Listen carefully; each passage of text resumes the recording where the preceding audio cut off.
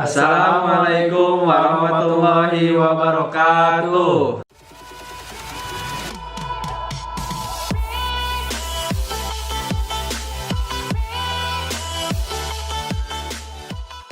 Bismillahirrahmanirrahim. Perkenalkan, kami dari kelompok 2. Nah, di sini kami pada kesempatan kali ini akan mengangkat sebuah kasus yang berkaitan dengan audit pajak, yaitu adanya kasus operasi tangkap tangan yang dilakukan oleh KPK terhadap beberapa karyawan dari Direktorat Jenderal Pajak. Di sini kasus yang diangkat oleh kami adalah kasus yang dilakukan suap yang dilakukan oleh PT WAE, PT Wahana Eka Marga, yang terjadi pada tahun 2015-2016 dan baru terungkap pada akhir 2019 dan akhirnya sudah selesai ditangani sekitar bulan April 2020. Di sini PT WAE melakukan suap kepada Direktorat Jenderal Pajak. Intinya adalah mereka melakukan suap untuk melancarkan proses restitusi.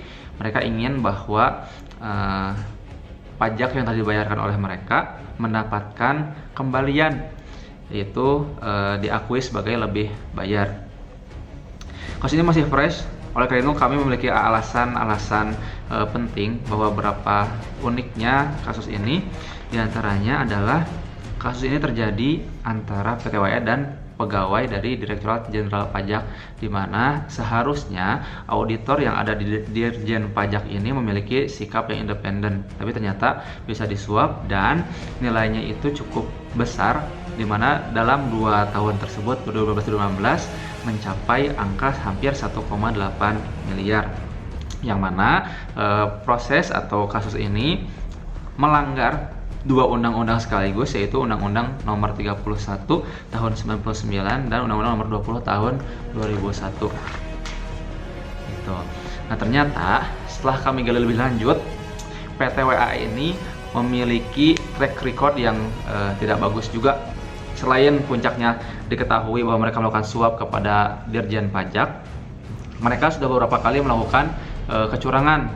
Itu salah satunya adalah mereka itu pernah mengimpor sebuah mobil Range Rover yang seharga pabriknya itu 124.000 US dollar, namun diakui dalam faktur pembayarannya itu hanya seharga 62.000 US dollar, di mana pajak bea masuk yang seharusnya 930 juta rupiah hanya dibayar 465 juta rupiah dari proses pemanipulasian harga pabrik tadi.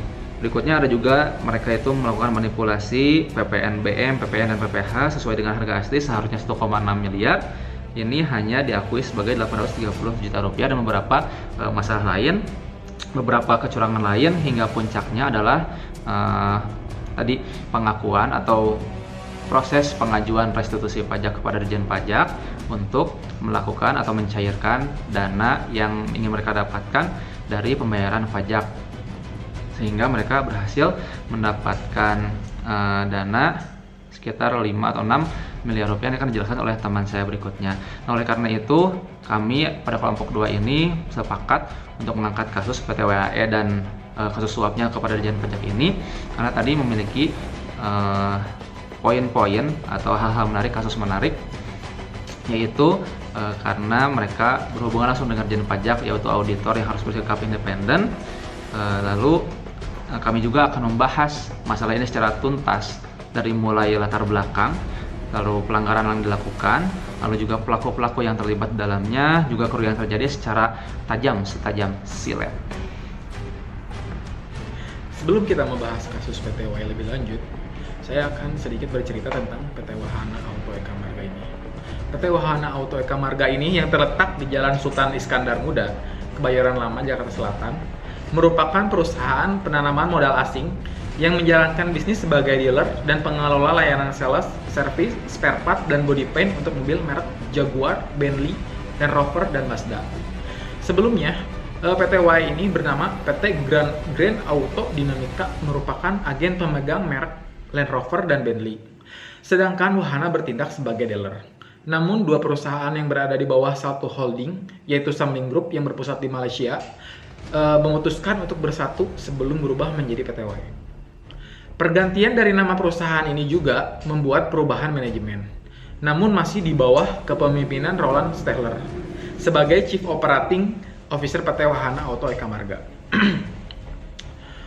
APM mobil merek Jaguar, Bentley, Range Rover ini tengah disorot KPK karena tersangkut suap restitusi pajak.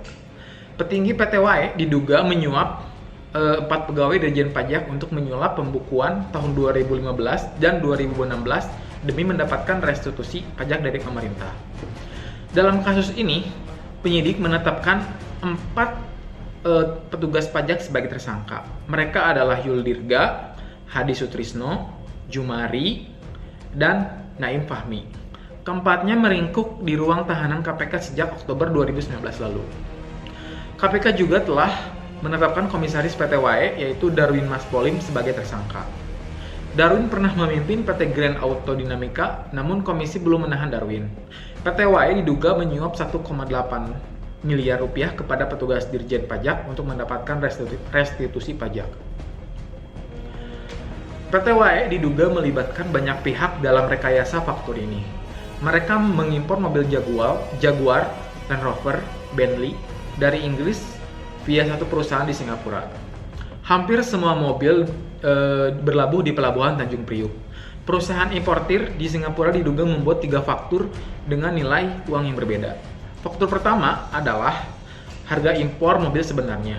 Di dalam faktur kedua, harga mobil itu diturunkan hingga separuh. Faktur ketiga berisi komponen biaya penyimpanan, pemasaran, hingga perawatan dan pelatihan teknisi mobil. PT WAE menggunakan faktur kedua sebagai harga unit mobil dalam dokumen pemberitahuan impor barang.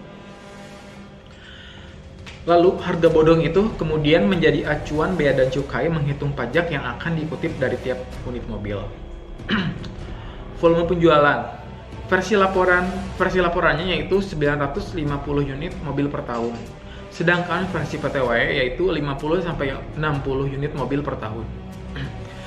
Untuk nilai kerugian, negara diperkirakan merugi 850 juta rupiah untuk satu mobil luxury. Estimasi kerugian mencapai 1 triliun. Berikutnya, saya akan membahas siapa-siapa saja orang yang terlibat dan bagaimanakah peran mereka dalam kasus ini. KPK atau Komisi Pemberantasan Korupsi menetapkan petinggi PT Wahana Auto Eka Marga atau PT WAE dan 4 orang lainnya dalam kasus dugaan suap kasus restitusi atau pembayaran pajak kembali perseroan tahun 2015 dan 2016. Kelima tersangka tersebut antara lain 1. Komisaris PT WAE Darwin Maspolim, 2. Kepala Kantor Pelayanan Pajak Penanaman Modal Asing 3. Kanwil Jakarta Khusus sekaligus penyidik pegawai negeri sipil Yuldirga. 3. Supervisor tim pemeriksa pajak PT WAE di Kantor Pelayanan Pajak Penanaman Modal Asing 3. Hadi Sutrisno. Dan kedua orang lainnya yaitu Ketua Tim Pemeriksa Pajak PT WAE Jumari dan anggota Tim Pemeriksa Pajak PT WAE M. Naim Fahmi. Wakil Ketua KPK saat itu, Saud Situmorang, menjelaskan kasus tersebut bermula saat PT WAE menyampaikan SPT Tahunan Pajak Penghasilan Wajib Pajak Badan tahun 2015 dengan mengajukan restitusi sebesar 5,3 miliar rupiah.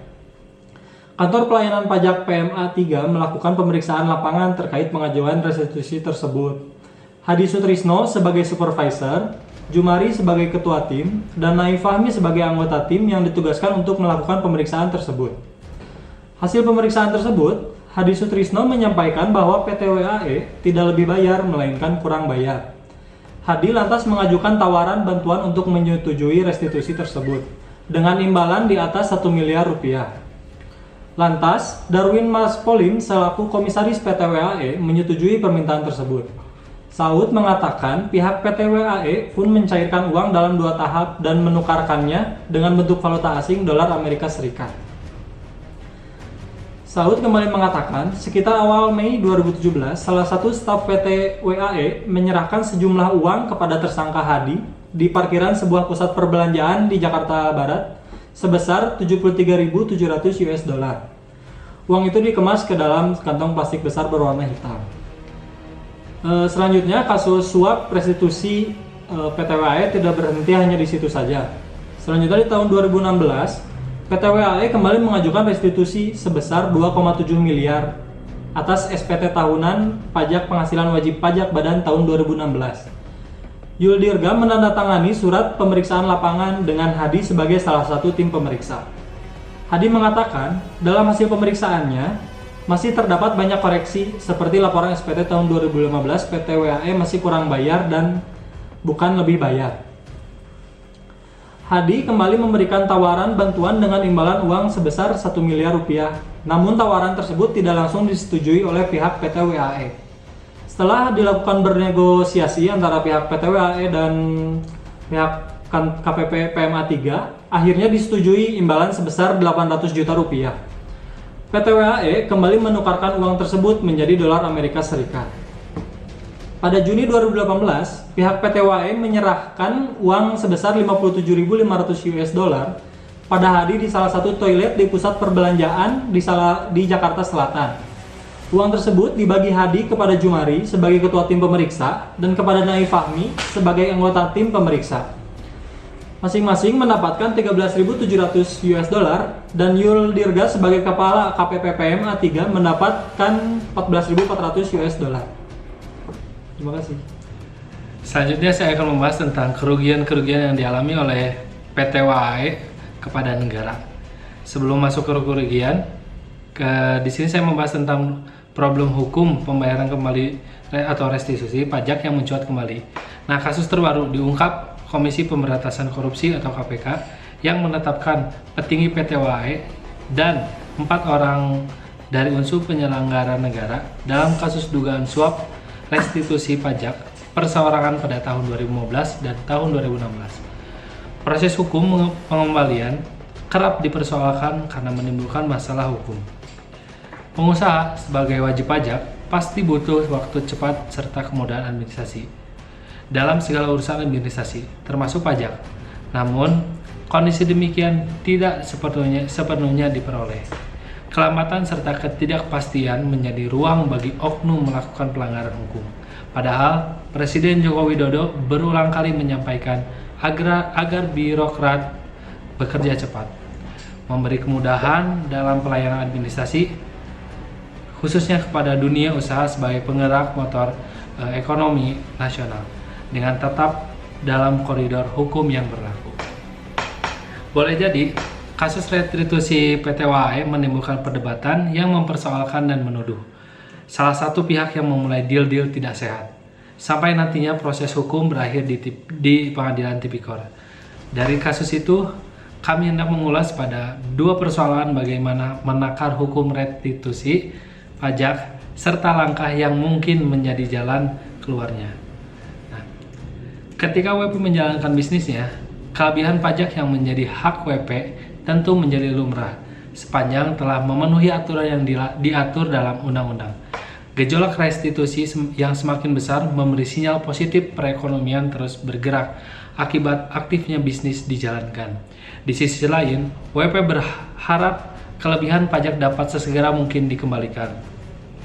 Dalam bisnis, konsep time value of money selalu jadi acuan. Namun, apa yang terjadi? Proses hukum pengembalian seakan dinilai tidak tepat lagi karena kerap terjadi kasus. Kasus restitusi PT WAE yang menjalankan bisnis dealer mobil mewah seperti Jaguar, Land Rover, dan Bentley patut disayangkan. Gejolak maraknya restitusi yang berakhir dengan kasus berakibat kerugian bagi bisnis yang sedang berjalan, juga kerugian bagi pemerintah sendiri. Terkuaknya kasus restitusi PT WAE bisa dimaknai sebagai kasus suap atau kasus pemerasan, tergantung dari hasil pemeriksaan KPK. Keadilan memberikan hukuman pihak yang bersalah, menjadi argumen hukum para pihak supaya hakim punya alasan kuat saat memutuskan kasusnya.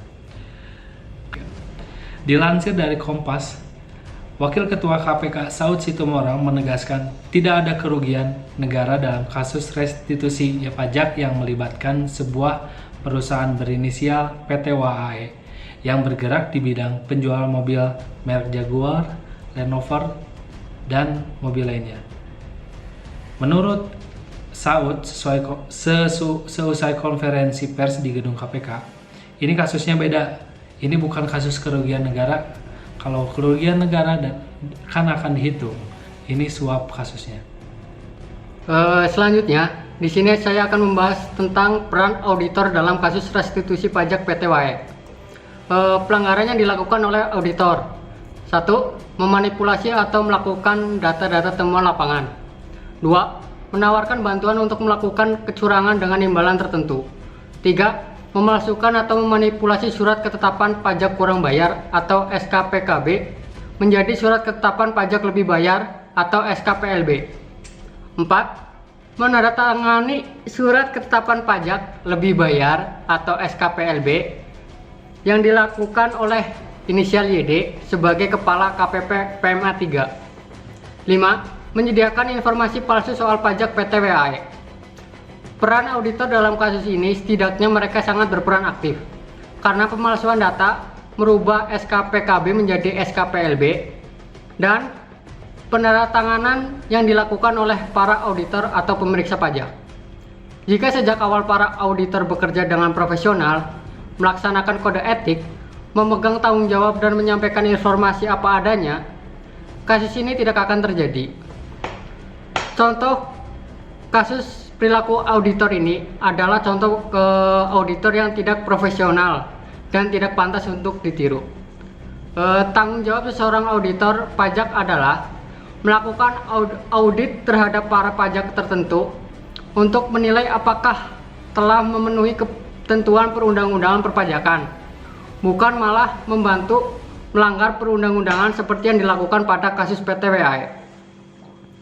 Kode etik seorang auditor yang telah dilanggar pada kasus PT WAE. Yang pertama, tanggung jawab profesi. Yang kedua, kepentingan publik. Yang ketiga, integritas. Yang keempat, objektif. Yang kelima, kompetensi dan kehati-hatian. Itulah contoh kode etik yang telah dilanggar para auditor pada kasus PT WAE. Selanjutnya saya akan membahas mengenai aturan apa saja yang sudah mereka pelanggar. Yang pertama itu Darwin Maspolim selaku komisaris PT WAE.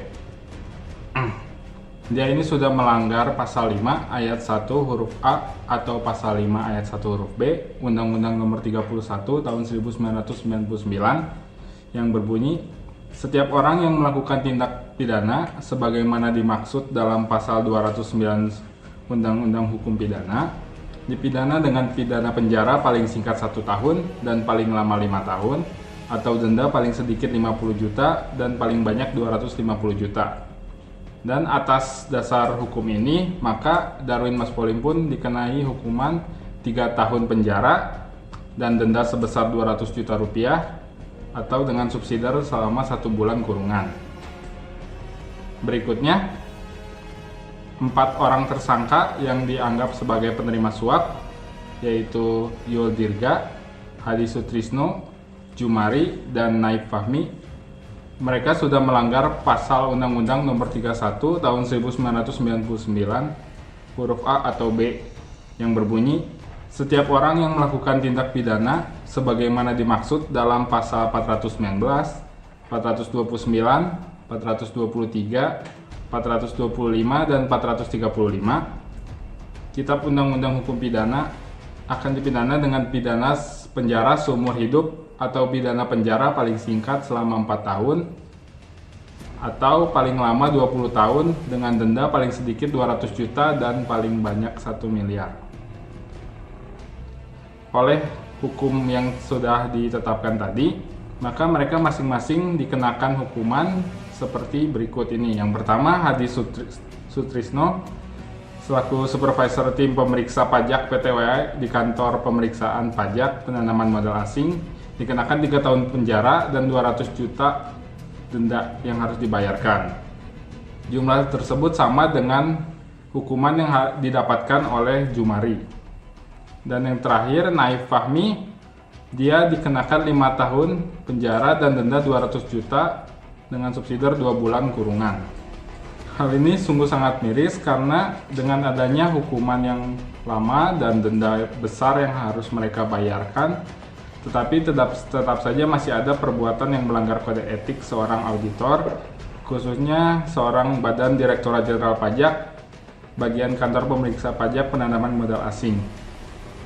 Hal ini sungguh sangat disayangkan karena sepertinya hukum yang menjerat para pelaku tersebut masih dianggap sepele, atau mungkin masih ada alasan lain yang membuat mereka masih berpikir bahwa hal itu masih layak dilakukan dalam artian yang jelek, khususnya di Indonesia.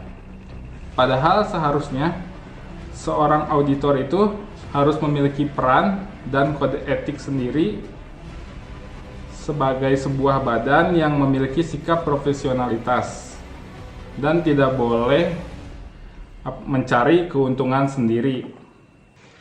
Alhamdulillah semua penjelasan telah kami paparkan semaksimal mungkin, mulai dari latar belakang, masalah yang terjadi, terus permasalahan yang ada, terus pelanggaran yang dilakukan, undang-undang yang dilanggar, berupa tokoh-tokoh yang terlibat, dan harusnya seperti apa auditor bersikap pada kesempatan tersebut, pada masalah tersebut, sehingga pada kesempatan ini kami dapat membuat kesimpulan bahwa ternyata proses pengelolaan pajak di Indonesia masih sangat mengkhawatirkan, baik itu dilakukan oleh wajib pajak tersendiri yang seharusnya membayar pajak dengan baik karena itu merupakan pendapatan negara, begitu pula pengelola pajak termasuk auditornya tersendiri sebagai pihak pengawas pemanfaatan atau pembayaran pajak masih banyak yang lalai dan tidak sesuai dengan yang seharusnya.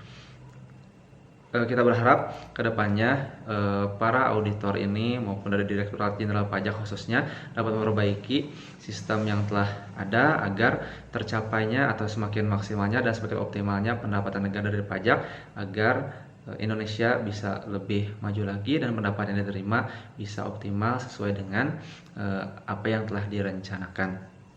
Mungkin demikian dari kelompok 2. Mohon maaf bila terdapat banyak kesalahan. Terima kasih atas atensinya. Wabillahi taufiq wal hidayah.